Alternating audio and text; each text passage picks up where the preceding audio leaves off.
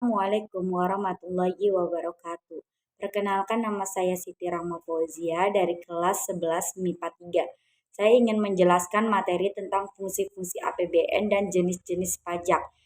Fungsi-fungsi APBN dijelaskan dalam Undang-Undang 017 Pasal 3 Ayat 4 Tahun 2003 tentang keuangan negara. Adapun fungsi-fungsi tersebut sebagai berikut. Yang pertama, fungsi otorisasi, yaitu APBN sebagai dasar dalam melaksanakan pendapatan dan belanja pada tahun yang bersangkutan, sehingga pembelanjaan atau pendapatan dapat dipertanggungjawabkan kepada rakyat.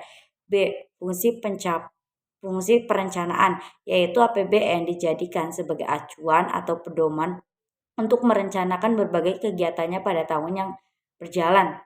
C. Fungsi pengawasan, yaitu APBN digunakan sebagai pedoman untuk menilai kegiatan penyelenggaraan pemerintah negara sesuai dengan ketentuan yang telah ditetapkan. D. Fungsi alokasi, yaitu APBN harus diarahkan untuk mengurangi pengangguran dan pemborosan sumber daya serta meningkatkan efisien dan efektivitas perekonomian. Fungsi distribusi, yaitu APBN harus digunakan untuk mendistribusikan atau membagi dana dari pendapatan nasional ke berbagai sektor dengan memperhatikan rasa keadilan dan kepatutan. Fungsi stabilisasi, yaitu APBN digunakan untuk memelihara dan menjaga keseimbangan stabilitas perekonomian dasar negara. Jenis-jenis pajak. Yang A. Jenis pajak berdasarkan lembaga pemungutannya. Yang pertama, pajak negara atau pajak pusat adalah pajak yang wewenang pemungutannya dilakukan oleh pemerintah pusat melalui Direktorat Jenderal Pajak dan atau kantor pelayanan pajak di bawah Kementerian Keuangan. Contohnya yaitu pajak bumi bangunan, pajak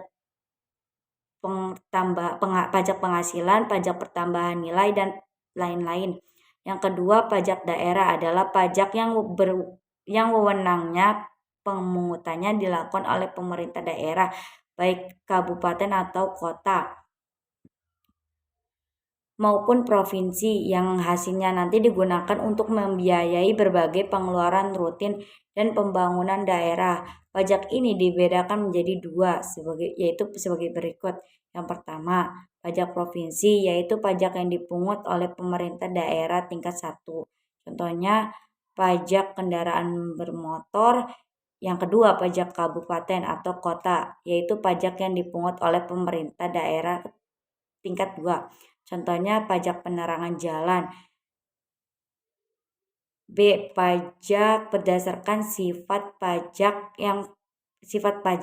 Yang pertama, pajak subjektif, yaitu pajak yang pemungutannya sesuai dengan kemampuan wajib pajak. Contohnya yaitu pajak penghasilan. Yang kedua, pajak objektif, yaitu pajak yang pemungutannya tidak memperhatikan kemampuan dari wajib pajak, sehingga semua dianggap mampu dan semua wajib pajak harus membayar dalam jumlah yang sama.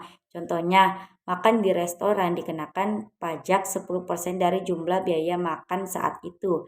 C.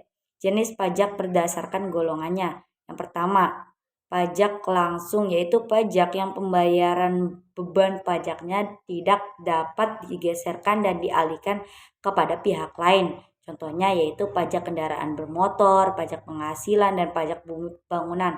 Kedua, pajak tidak langsung, yaitu pajak yang pembayarannya dapat dilimpahkan atau dialihkan kepada pihak lain.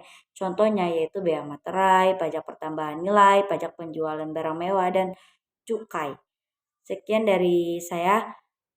Terima kasih. Wabillahi taufiq wal hidayah. Wassalamualaikum warahmatullahi wabarakatuh.